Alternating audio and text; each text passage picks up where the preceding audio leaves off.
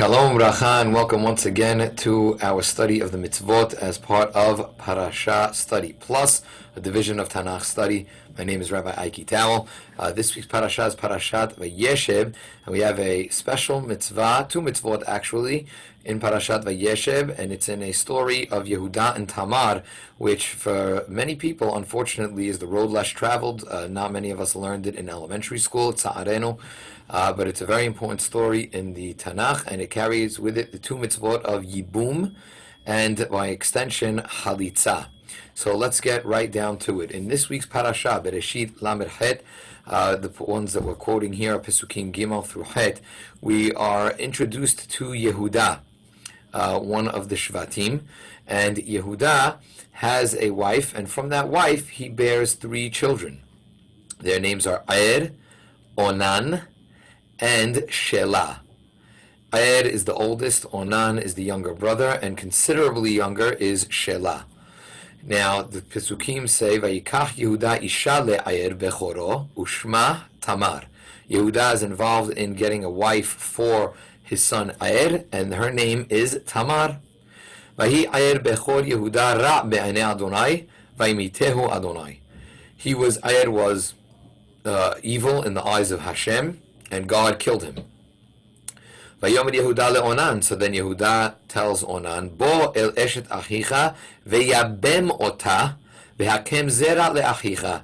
So Yehuda comes and instructs Onan, his second son, about what the appropriate course of action is now when his older son Ayer left the world without providing his wife with a child, and he has to do the ceremony of Yibum, which is going to be the focus of our first part of our shiur.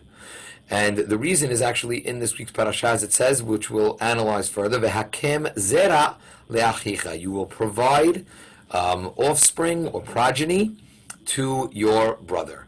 And that was the custom in the ancient world, but it would still be our custom today, as we will see by the Sefer HaChinuch. But again, this is the first source that we see in the Torah for this practice actually happening in story form. So again, we have, it's just important to understand, we have the Yehuda, one of the Shvatim, and he has three sons. He has Ayer, he has Onan, and he has Shelah. Ayer dies, Onan has to provide Tamar with offspring. What happens then is that Onan refuses, and Tamar does not want to wait for Shelah because he's so young. So what happens is that Tamar goes and dresses up as a harlot at the Porsche Derachim.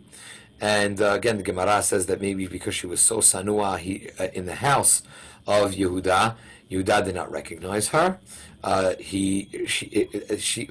being the next in line to provide that child after his two sons refused, then provides the child himself. She gets pregnant. Yehuda does not know that it is Tamar that he cohabitates with, and they are about to kill Tamar for violating, not only not being sanua, but not waiting for the appropriate son to now grow up.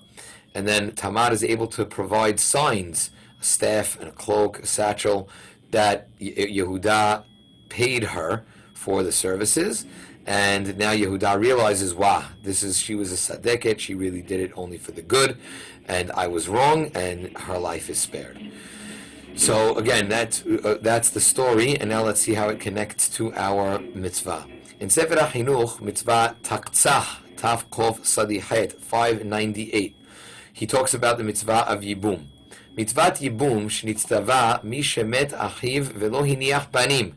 It was commanded about somebody who loses a brother, and that brother that was lost left no sons or daughters on the planet from his lineage. Likach eshet echav. He has to take the eshet achiv. He has to take the wife of his brother Hamet, the one that passed away, lo leisha, as a woman, and they're actually married. Vezehu hanikra yibum batorah. And then where are the words of the rabbis that quote from the Torah? It's Yebama Yavo Aleha. That's found in Devarim. That's the actual command in the Torah. Actually, when in Bereshit, this is our first story.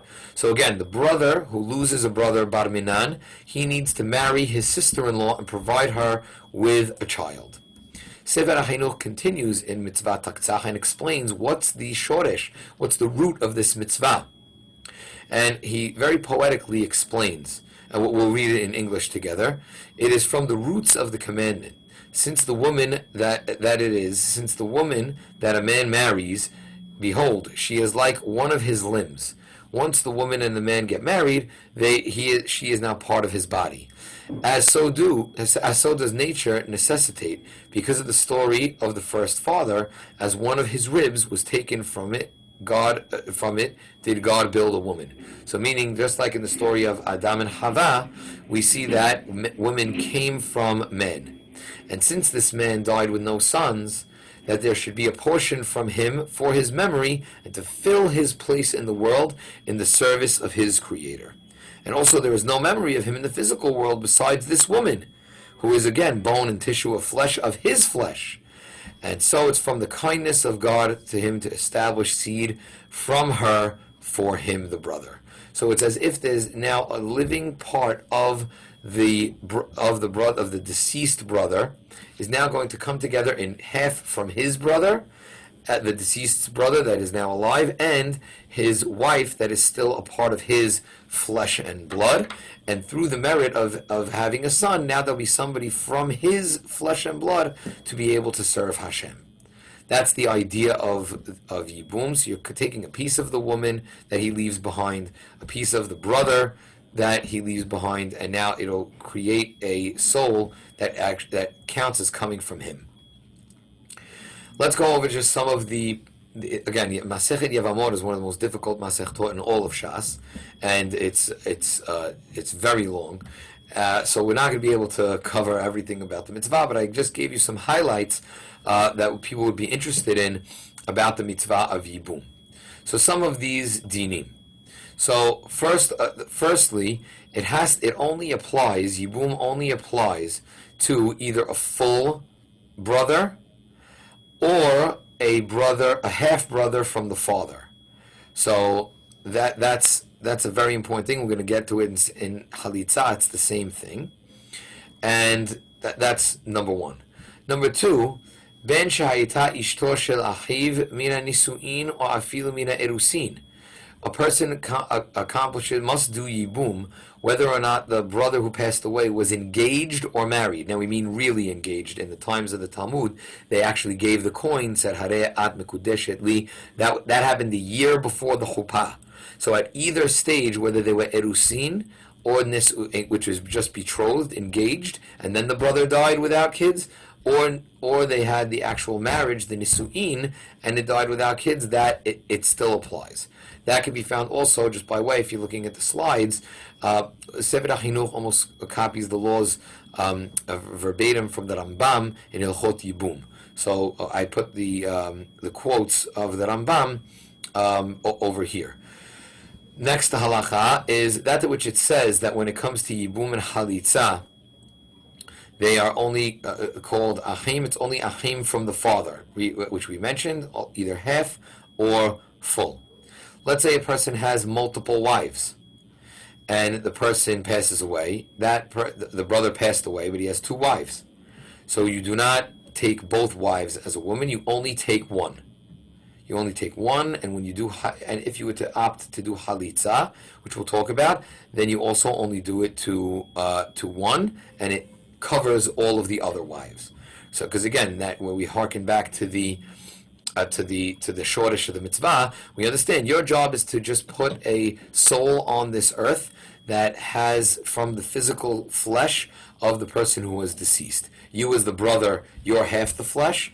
The wife, which it does in essence be once they got married or engaged, became part of his flesh. Those two halves make the whole flesh. You don't have to do that with every wife. You just need to do that with one. What is the order in which, let's say a person passes away, and now they have multiple brothers. So, l'chatchila begadol liyabam.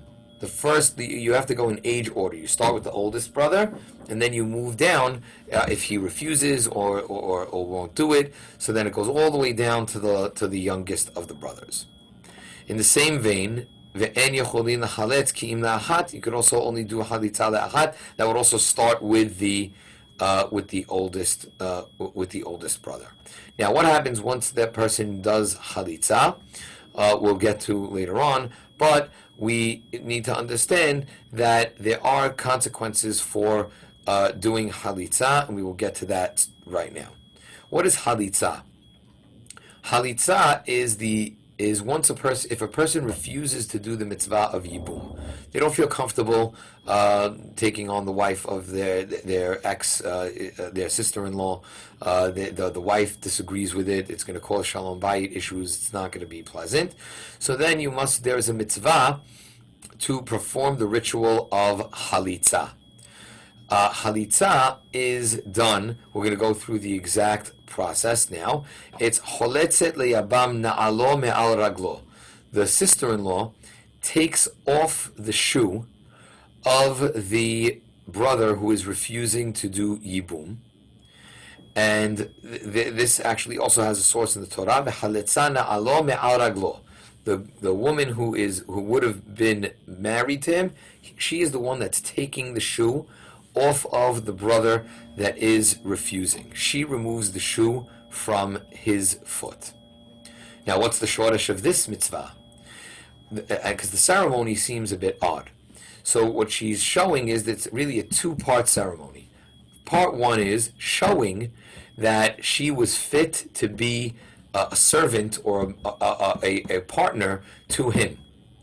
So the reason why the Torah chose to say that you take off the shoe is this was the same ceremony that was used to show that a slave was also fit, and when it was acquired publicly in front of Beit Din, that was also the custom, that it shows a complete subservience to that person, and that this person was fit to belong to this to this master. You take off the shoe to show that, wow, this person is fit to be acquired, fit to be subservient, and ready to serve this person.